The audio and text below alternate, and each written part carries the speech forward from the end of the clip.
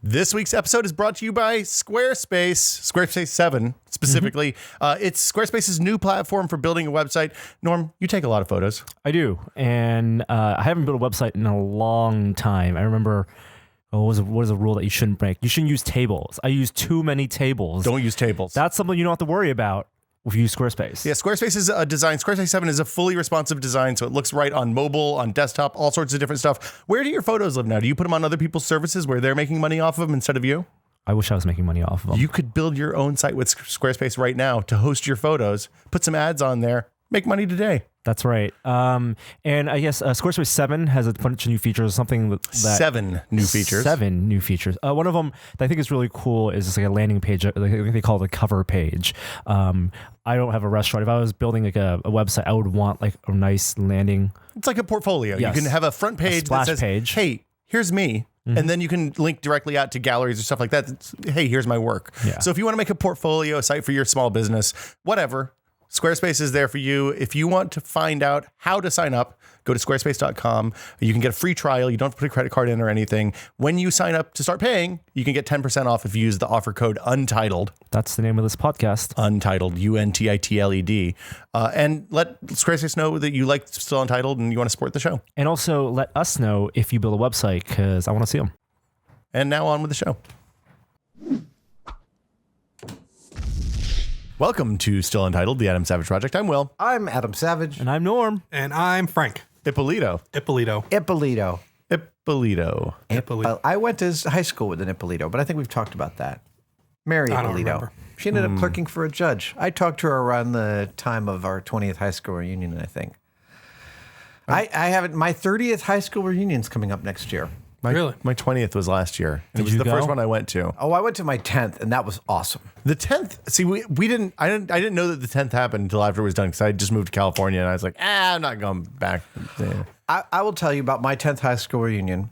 I hope that some of the people I went to high school with listen to this eventually, because I went to school with the same kids, small town, Tarrytown, New York, 5,000, 6,000 people population. Yeah. So I went to the same school, went to school with the same kids from age 5 to age 18. And what was it, like probably a 200-person graduating class or something like that? 150? Yeah. 150. So at some point, I had a crush on every single girl in that 150 class. Statistically, you'd have to. Yeah, exactly. Limited number of fish in the barrel. Adam way Savage around baseball card. I have a crush on every girl. I'm not saying that I dated any of them, but I had a crush on every single one, from Janine Nickel to Maureen Murphy to Raina Merle to Tara. I mean, really, just all of them, right? Go down the yearbook and you're like, yep.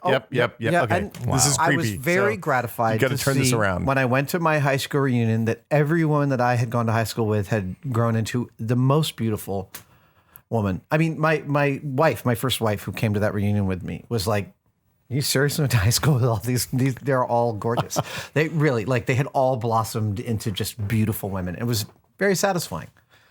Right? I mean, it's a different future, right? It's if you decided to stay at home and open up a gas station, that's the one of the potential futures. So are you going to your 30th? I want to go to my 30th high school reunion. I totally do. I'd love to see it. I'd love to see a bunch of those guys. So the 10th was about who you are. The 20th is about kids. I guess. And the 30th is about who's survived. No, that's the 50th. So that's the 50th. No, let me tell you. I will say there was one shocker at my 10th high school reunion. I've always had a penchant for girls with big noses. I've always loved big noses. I don't know why. Okay. It's just a particular big fan thing. of Dirty Dancing, I assume. Yeah, and poor Jennifer Grey. I'm so sad that nose went away. I loved an amazing nose. And I went to high school with a girl who had the most beautiful, large nose. And when I saw her at the 10-year high school reunion, she had gotten rid of it.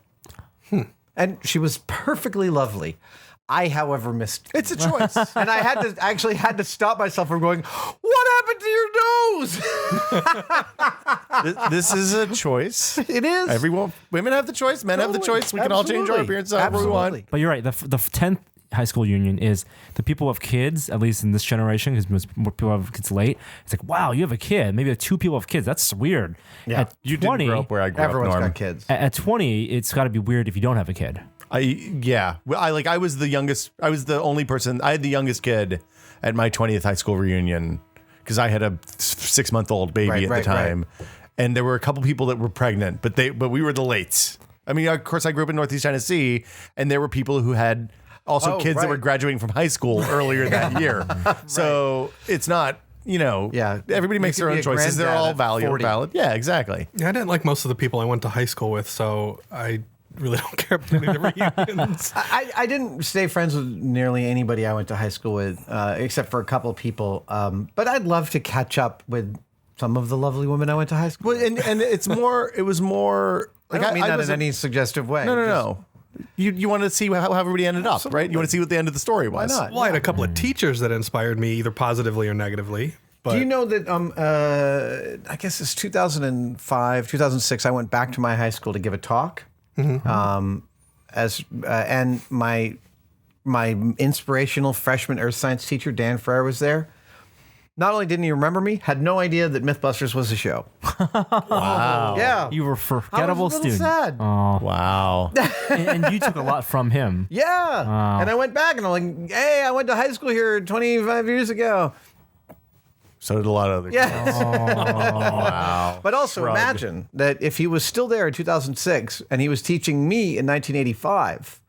It was a completely different science back then. 4,000 years old? Right. He didn't look a day older. I mean, he's got a painting in the attic, I swear. He did retire a couple of years ago. There are always those teachers. Like when I'm home visiting parents, you'll bump into somebody and you never know. Well, teachers are real people too, and something I learned. real people as opposed to fake people? Well, when you're in school, their position of authority and They're just a and thing. wisdom. And I went to a friend's wedding a couple months back, and one of our high school teachers was there, and that's the best thing. Did you get loaded with your high school teacher? Yes, and I didn't really know this teacher that well, and he told me so much stuff that I never knew I really wanted to know. Like Wow. the teachers were Some dirt. actively mocking you, Like that Millhouse track style? teacher tried to tape up kids' balls or something like just that. I want to repeat some of this stuff on air. That happened in Okay. my high school. But but yeah, I don't even there know. are just No, the we're things good. that happen in the teacher's lounge and the things they say, Oh. like just Like boom chicka wow wow? I don't want to know. Okay. I Well, don't wanna say. I got to kind of fulfill something that people want to do. I slept with one of my sister's soccer coaches, Whoa. who was a teacher at my high school. Jesus, a long Frank. time ago. Wow. So it's a teacher from my high Do school. you think he'd mind you talking about it on the radio? No, to her. This is years after I graduated. This is way after I graduated and stuff. But- Okay. Everyone's nice and So legal. this Yeah, isn't a Catholic school tragedy. No. This is like years after. Okay, cool. I was like, So I got a high school teacher from my high school. But wasn't a teacher when you were there. No, she was not a teacher when I was Okay. there. She was about my age. So Oh, okay. Well, that's a little Technicality. less. No, no, yeah. And yeah, also, I don't think that. I don't I feel think like I just any loved, of my I loved teachers watching were all of your crushable. expressions, though. None of my Teachers- teachers were crushable. When I was, No, there was a lot of polyester where I went to school. interesting. Yeah. So one of my high school teachers came to see your show when you were out on tour. Oh, right, your high school shop. My teacher. high school shop That was a teacher. nice Very sweet segue. man. It was T-Ware. Really nice to meet him. Really, it's almost as if you've done this before. I've been listening to you guys So, before. so The tour. You're back from tour. Just got back from the tour. We did 26 shows in 22 cities in 25 days. And we talked about this a little bit on an episode of This Is Only a Test a couple of weeks ago from the basement of the Nokia Theater in Los Angeles, where they were doing a sound check above us. Yes. It was pretty cool. That backstage at the Nokia, like we've seen a handful Oh, of it's backstage. legendary. Yeah. It is it's institutional. It's like a school. Yeah. And it's just dressing rooms as far as the And eye they've can made- see. Yeah, of course. It seats almost 6,000 people in that house. And when you consider that everyone who comes through with a big stadium type show comes through that theater in LA, if they're not playing one of the ballparks, the dressing rooms can accommodate all manner of lots of different groups Yes. of famous people. So you can imagine American Idol back there. It's got to be Right, pretty cool. you had your typical, very stark dressing room with a private bathroom with a row of window or mirrors Yeah. and lights, and then you also had this green room, this gaudy, lush Yeah, it was purple awesome. That green was room. And were you around when we filmed a thing for Max Landis' new film? no, no. Yeah, Oh, Max, the Max Girl Landis LA? came by after we recorded, and he's working on a new film.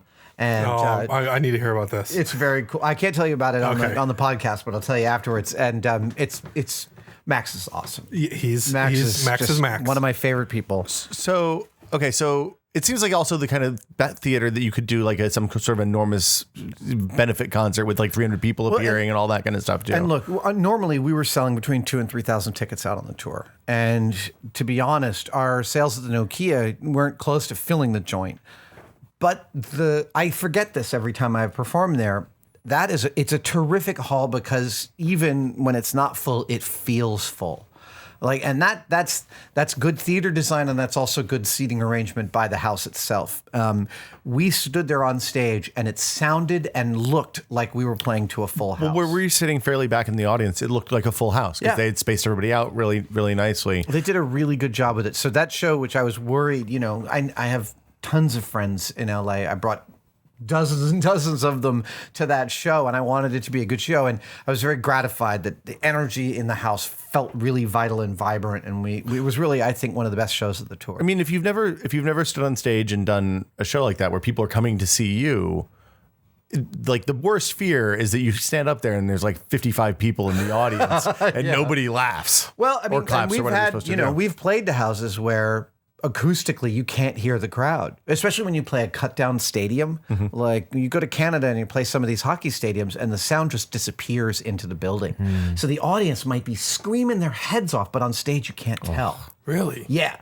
And you have to just proceed with assuming that's happening because you got to keep the energy up because you want to give everyone the right ride. So you talk about maybe But I will say that it helps when and- you can hear. Yeah, so we've talked, and I talked to my sound guy about this, that the next time we play some stadiums, we'll probably play some contact mics out and feed them back through my monitors so I can actually get some crowd feedback. You gotta hear all the farts. Yeah, it really is true. It really is. Norm's referencing, we could make the whole audience make fart noises for a very specific Oh, no, I was talking about actual farts, but yes, that's Yes. yes. I have there is a because we've talked about my dodo birds on Tested and on the podcast. I want to talk about maybe one of my favorite moments on the tour, which was early on. We played Canada during the week of Thanksgiving because they don't care. American Thanksgiving. American Thanksgiving. Yeah, Canadian Thanksgiving happens in like July October, or and October they or don't something, know why they do it. At least most of the Canadians I asked were like, "Yeah, we're not really sure." We felt like we needed one too. Yeah, maybe. It's how it's like when one child has a birthday, you give the other one a present so they don't feel bad. I would never do like that. that. Did you do that with your kids? No, but my kids are twins. Oh, They it both worked get out. presents on the They same. gotta on the share a same day. party. Okay. But my sister and I did that. We had birthdays a month apart, and the non-birthday kid always got a present on the day. Oh, my parents would just lock us in the very, box. very generous parents. It's like, And we were poor, but that was the thing that you did to make yeah. sure that the kid wasn't. If we complained, we just got locked in the basement. Tennessee. Yeah, Tennessee. But You're not supposed to make fun of the South anymore, Adam. There were comments. we're there. Oh, yeah. Anyway, Because the internet. we played Toronto. And on our way into Toronto, I realized that there were several things I wanted to see in Toronto. One was the Traveling Kubrick exhibit, which was at the Toronto International Film Festival building, which is a fantastic building which you should just go to if you're in Toronto. They show lots of great movies. They show old movies. They show new movies. They always have exhibitions. And the Stanley Kubrick exhibition is playing there through the end of January, I believe. And then it's moving on to, I think, Mexico City. So I wanted to see that. I was also cognizant of the fact that the Dodo casting, I have a casting of a Dodo skeleton upstairs, and again, we've covered on the podcast. Well, we covered the one you made out of Sculpey, the one you sculpted. But we've also looked at the casting of Did the we do the skeleton that I casting one? had. Okay. Yeah, we did. right. That I casting remember. comes from the Royal Ontario Museum's Dodo. And so their curator reached out to me and said, "Do you want to come on by?" And I was thinking, wow, yes, I was planning on coming by. So I DM'd him back via Twitter and said, I do plan on coming by. And then because my schedule was crazy, we never ended up connecting about a time. So I just went when they opened. And lo, he was waiting for me at the door and said, "We've pulled the Dodo out of the display area and put it in the back so that you could have access to it. Wow. We're treating you like a visiting researcher." wow. Wow, Had a that's desk awesome. Set up to it next to White it. gloves? Exactly. And the best part was shortly after I bought the casting, apropos of nothing, I called up the paleontology department and talked to their resident expert. And all these years later, I mean, this is like 7 years later, they remembered that vividly. They're like, "We remembered that you called and asked all sorts of questions about the dodo and took it really seriously. And so, we're treating you like a real researcher." And they said on the elevator up, the curator said, Yeah, you do know that our Dodo is mounted slightly wrong, but we didn't want to change the mount because it's archival. It's 100 years old. And I said, right, his keel sternum is too distended and misshapen. And they were like, he goes, yes. And we had never spoken about this. He goes, you have checked in on your Dodo anatomy.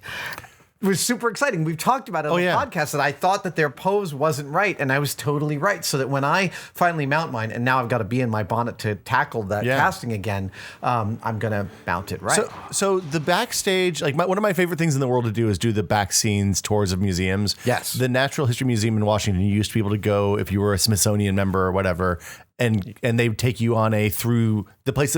Because the thing that most people don't realize about museums like that is that not only is there a public display area of what they've got. Yeah, they have a massive collection. There's people working on other stuff constantly because it's always cycling stuff in, always cycling stuff out. That's like the interesting stuff. Working on. Oh, yeah. Well, I mean, so for example, I've gotten a tour behind the scenes at the Museum of Natural History in New York, which I can arrange for you guys. We should do that. When you're there. I want to go. 5 hours was what we spent. I'll give my 5 mom hours. and my wife and my kids, all of them were like, ah. And meanwhile, I'm like, really? These are elephant skulls? I mean, I had so much fun. When you're asking questions and the experts are like, I think we're probably good. Let's just move on. That's when you have to pull back.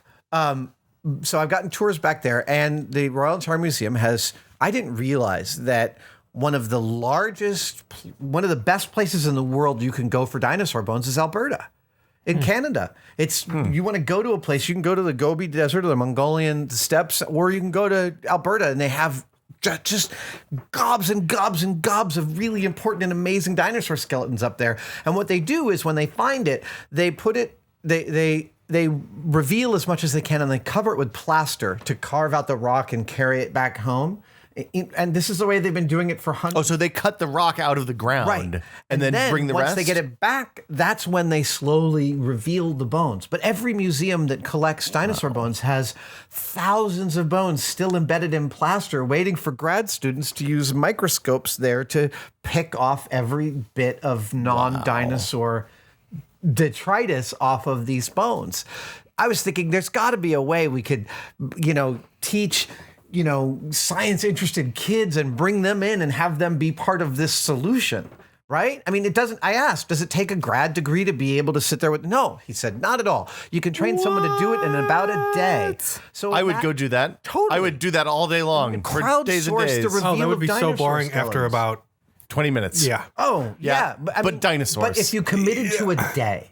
Committed to a day where somebody, or let's say I 2 think days. it's a week. I think you say, spend a day on me. I'll give you 6. Maybe you get a certificate, I don't know. A t-shirt. But I love the idea that you could actually crowdsource this because he was very clear. Yes, every museum that has dinosaur bones has thousands more than they show because it's so labor intensive to pull them out. Mm-hmm. They also do tons of casting and mold making. Of all of that stuff. I know a couple people that do like bone reproductions. Those molds. Fossilization is It's really tricky to do those. Oh, it really is, especially since these are tens of hundreds, millions of years old. Yeah. So you mean if you screw it up, you can't just go buy another one and try again? Well, it's partially not to damage the original, and partially because a lot of skeletons and bones are just so intricate.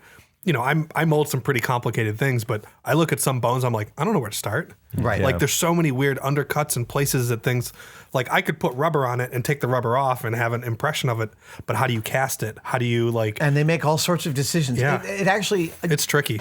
I actually was looking at their molds with an eye towards the idea that we could go in and help their techniques somewhat because it looked like there were places in which I was thinking, I might be able to help them make that one more efficient, or they're using that kind of mother mold and they might get better results with a different kind of, it'd be great to cross-pollinate the film industry mold makers with the archival museum mold makers because I'll bet there's not a ton of. Well, you guys I have would budget love to to. learn. If any of you and, people are archival mold makers, contact me. I want to come see your stuff. I want to chat and man. be your friend. Wow. That's awesome. You should head over to Steinhardt. I'm sure that they've got stuff that they're doing over there to the Academy of Sciences. Yeah. The Steinhardt Aquarium and the Academy of Sciences has, I think, the second largest collection of fish specimens on the planet after the London Museum of Natural History. They've got over 1 million specimens coming out of San Francisco Bay, hand annotated from the 19th century. Really? Oh yeah, it's an amazing collection. That was at the place where we went for Yes. Halloween, right? Yes. That's one of my favorite museums.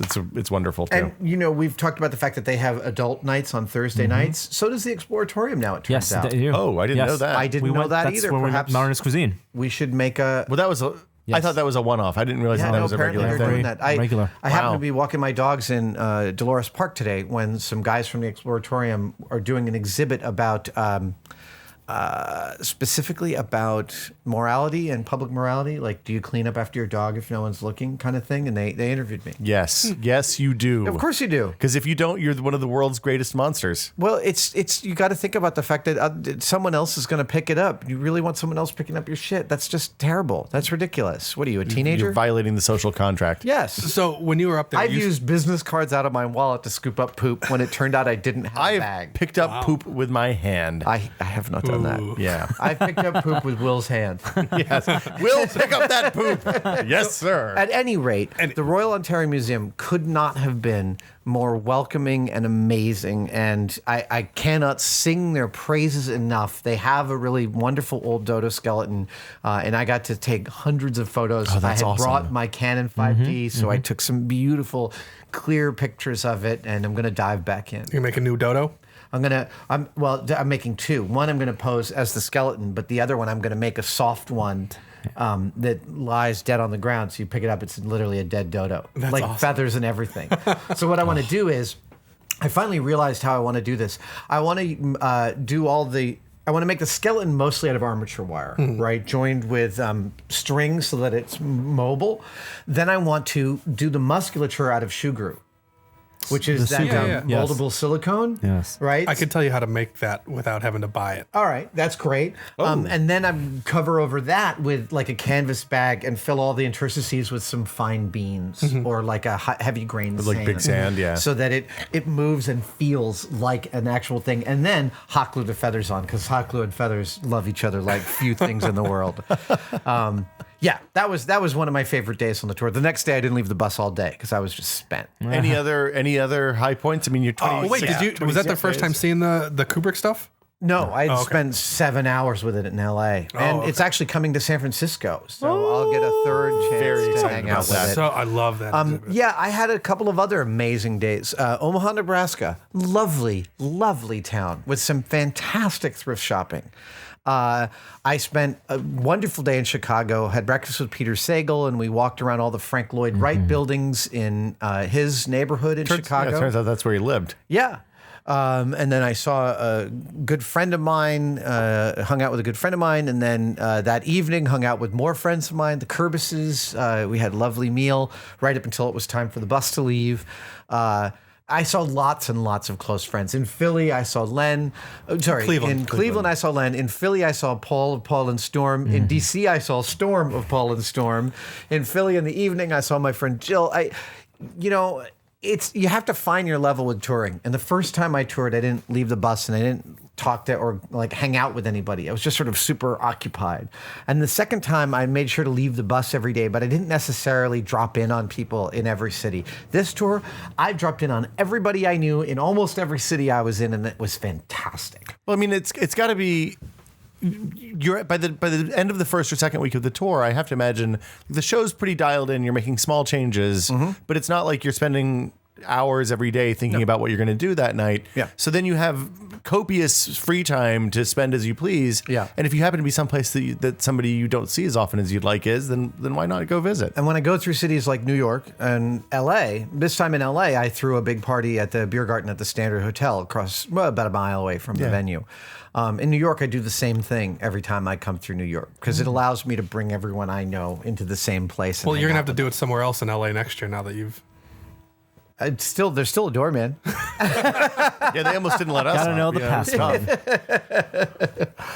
tough. It was a great tour. It was really, really fun. We're doing it again we're going to do another tour in the spring. In the States or out Yeah, in the States. Are you gonna do one in Europe ever?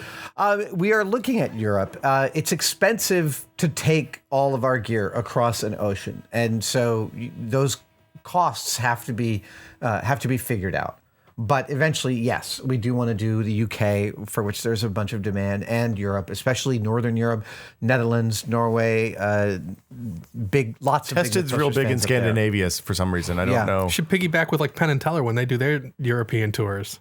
They just did one. Oh, really? I think maybe last year or something like that. What do they do? A month? They send a container over there, and then Yeah. they. Yeah, it's got to leave like 8 weeks beforehand. Yeah, I've helped them pack those containers before. That's a thing. Yeah, it's pretty nuts. And when you guys travel, it's the 2 buses, one for you, one for Jamie, and the crew splits between them. Yeah, and so then the you have buses are sectioned into 3 parts. There's a suite in the back. That's where Jamie or I sleep. And in the middle, there is space for 6 bunks. And we had 11 crew on this, so we were almost totally full up. And in the front of each bus is a lounge, couches, a couple of televisions, running cable. And we have internet and cable dish on the buses. So it was like, we don't... we shot a tour Yes. of your bus I also- last year, not this year. My bus this year was different. It was Sheryl Crow's old bus. Ooh. I love Sheryl Crow. I love her music. Actually, I met Sheryl Crow at the Rally to Restore Sanity and or Fear. And I turned to Julia and I said, "That's Sheryl Crow over there." And she was like, "I know." And I'm like, "Can I go tell her I love her?" And Julia said, "Her music. Tell her love you. Her music." It's good that you have that because that would have been really awkward. Hi. But the show we watched more than any other on the tour was Dun, dun, dun. MasterChef Junior. I just watched the finale the other night. Have you been watching it? Oh, I just watched the finale. Okay, MasterChef Junior is changing my opinion of competition cable. okay, so MasterChef, not Junior, is kind of reprehensible. It's exhausting, right? Yeah, It's they're competition show. terrible. Is Right, that the right, Gordon yelling at Ramsay? each other. It's Gordon Ramsay and the big guy with the white glasses. yeah. and I they get just are- weird flashbacks And Joe, every time and I the really see. fashionable guy. Yeah. Those, first of all, I love those guys. But what you really got to see... So I have the same problems that a lot of people do with competition shows. I don't like watching people break down. I'm not interested in watching people being brought to the edge of their sanity. I like watching people do their craft. So I like... Adam, I was on one of those fucking shows. Right. They're horrible. Yeah. Right. And they can be really exhausting. I know Tracy DeJarnan's talked about being on different versions of them. And they're rough on the contestants, but I like the ones that show craft. Face Off is one that puts craft center. Does, but watching the MasterChef Junior, I was just like, oh my God, those kids, they're just ruined for the rest of their Well, life. no, but here's the thing is, it's They have to be a lighter completely touch. different atmosphere. It's not even about lighter They touch. foment a real camaraderie among all of the kids. And Gordon and the other guy and Joe are all part of that. And you get to watch them be really, really sweet. And there's this big article that came out recently that talked about the fact that when the cameras aren't rolling, Gordon will step in and help somebody whip something or show them a better way to chop it.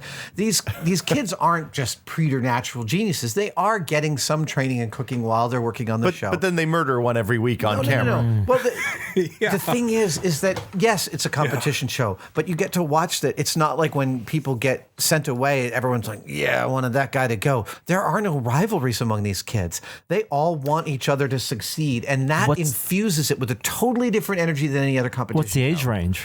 8 to 13. Interesting. And So before they turn into monsters, but after they're able to handle knives and stuff like that. The 2 youngest, these 2 girls, Abby and Una, they're just super crazy, adorable, and so smart and so genuine.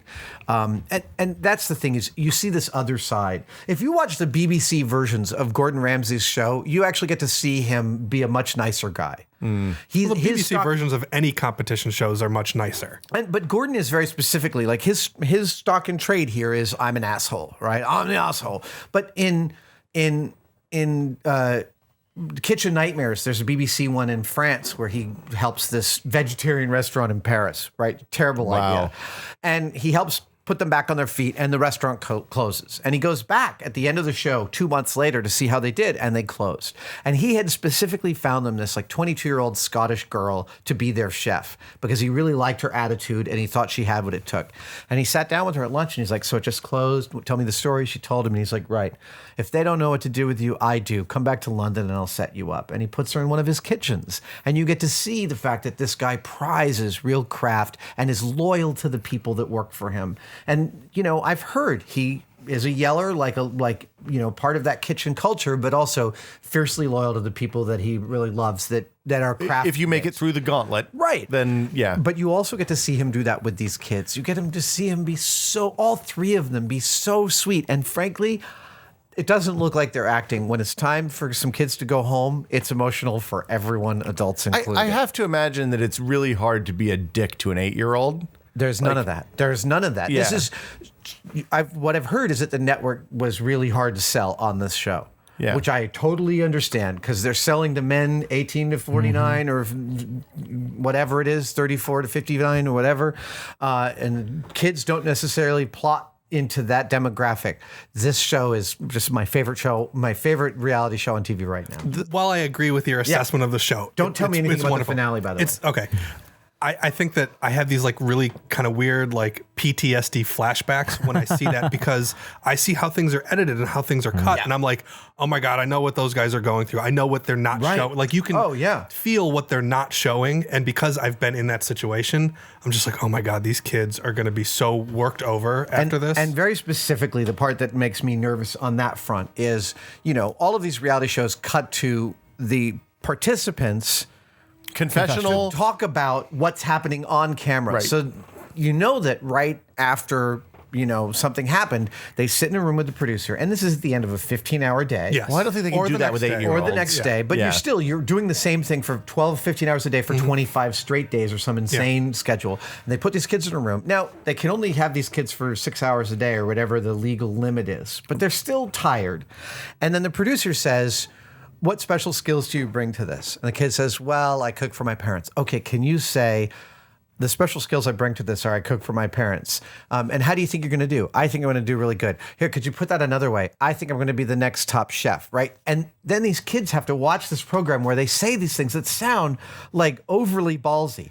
I think I'm going to be awesome. Yeah, and then, of course, that pride goeth before a fall, and they're editing it for drama. And that's what the kids will feel like when they watch the shows is what makes me nervous. If you're not savvy on how to watch what the producers are asking you to say, Right. like I did that a lot on Face Off. Like The first they would season, say, on both seasons, they would say, "Oh, were you really mad at that person?" I'd say, "No, I wasn't mad. I was." Yeah, can you fight back? Yeah, you can fight back because if you don't say it to them, they can't air it. You have to you're give not them They're the useful. looking words. for a story. Yeah, so if you craft the way you say things so that it won't be like that dude's a dick. But You let can just me be like, also put it another way, thinking both from a performer and producer standpoint. And I've told this to people who are on reality television, both scripted reality, like I guess mine's scripted reality. I think that's the category you're in. Yeah, whatever. Unscripted reality. The trick is the producer will ask you. Producers will always ask you to do something to help them drive a narrative. That's their job. They need to. Yeah, but I don't want to say stuff that's not true. No, you don't have to. Yeah. The trick is give them something else that is also a story. Right. Yeah. Right? You can give them you can give them an arc that is your story, doesn't necessarily place you in opposition to another, or you can give a commensurate story. Like, the other guy who's doing it, he and I have actually almost an identical background, which makes me feel very simpatico as we continue towards this thing. It You're doesn't smarter than matter me. what story they're going to cut with. Producers will tend to go for the easiest story they can see. Because they've got a lot of stories to tell. How many cameras? 16, 20 cameras running constantly? They're editing thousands of hours of footage down to 50 minutes per week. Their job is tough. Oh, yeah. And so they're looking for the low-hanging fruit. The trick is if you're one of the contestants, you don't have to give them exactly what they're asking for.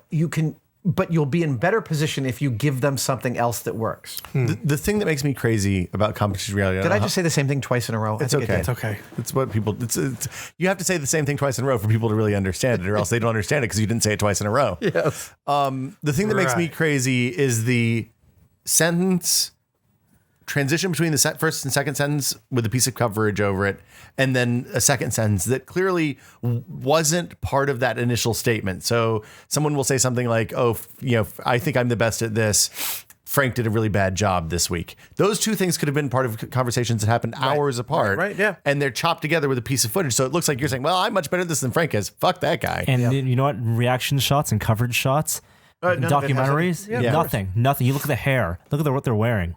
It's not the same. on for Face Off when we had to do our interview days, they had us wear the exact same clothes. They said, "This is your interview day clothes," so that way they could cut things from any of the One 8 outfit weeks for the worth. entire time, right? Stain. Put a stain. Like I don't know how we ended up on this, but That's what we were tour. watching on the You were tour. watching the second tour. Wow, we started on great the way tour. to We end went your far and year. wide. Yes, it's probably this is the end of the year. Why not? Yes. Okay. Yeah, sure. No, I think this is the first of the new year. 'Cause First the of the last new of the year is the Force Unleashed one from Yes. last week. So happy New Year. Happy New Year. Happy New That was a Year. great party. That was a Adam. great. Oh, Yeah. high fives all We had a really around. good time. Glad you Thank guys you. made Yeah, it. it was Oh my awesome. I'm God. glad I Yeah. found a babysitter. It was a lot cheaper than I expected. Who would have thought? We'll be back next week with more Still Untitled. Like us on Facebook, like us on YouTube. The last thing I will say, many people during the meet and greets after every show on this tour commented on the fact that they listen to Still Untitled regularly. Oh, awesome. There were lots of Still Untitled listeners out there. I love hearing that. Thank you guys. All of you listeners who approached me at meet and greets and out in public said you listen to Still Untitled. I appreciate it every single time. It's just awesome to hear. So there we go. Yeah. We'll do another 50 episodes next year, I guess. Why not? Absolutely. And I'll be continuing on Creature Geek. Creature Geek every other Friday. You have a new season starting soon, right? Yeah, as soon as I get back to LA, I'll be recording In the new spring, seasons. late winter, early spring. One of these. We're gonna nail it down. Yeah, I'll let you know. Have a good week, guys. See you guys. next week. This week's episode of Still Untitled is brought to you by Squarespace 7. That's right. Squarespace, it's a service that helps you build a website, even if you have basically no experience. There's real-time tools. You drag and drop designs. There are a bunch of templates, new templates in this new version of Squarespace. And whether you're building a portfolio for yourself or small business, it's something you can use. You know what my favorite feature is, Norm? What's your favorite feature of Squarespace 7? When I build websites at 3 o'clock in the morning, I always hit problems. I never know where to go. Squarespace has 24-hour online help. So you can get help around the clock 7 days a week. Design help. Engage with the Squarespace help, and I want to see your conversations with them. 3 a.m. conversations. That sounds great. If you want to support Still Untitled, you can do so by going to squarespace.com, signing up. You don't need to put your credit card in to sign up, but when you do decide to pay, you can get 10% off by using the offer code UNTITLED and let them know that you love Still Untitled. Thanks for listening. Bye.